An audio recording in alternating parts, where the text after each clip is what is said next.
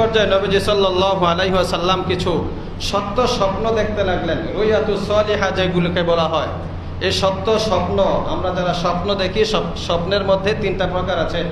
একটা হলো রুয়াতুম মিনাল্লাহ, আরেকটা হলো রুয়াতুম মিনাশ শাইতান, আর একটা হলো রুয়াতুম মিন নফস।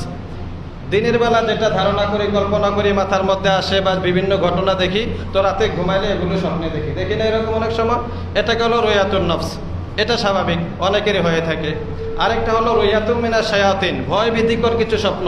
স্বপ্নে দেখলাম অ্যাক্সিডেন্ট হয়ে মারা গেছি, দেখলাম গলা নাই, হাত নাই, পাও কাটা গেছে, সাপে ধরাইতেছে, বাঘে ধরাইতেছে, এরকম দেখে না মাঝে মধ্যে। এটা শয়তানের পক্ষ থেকে দেখানো হয়।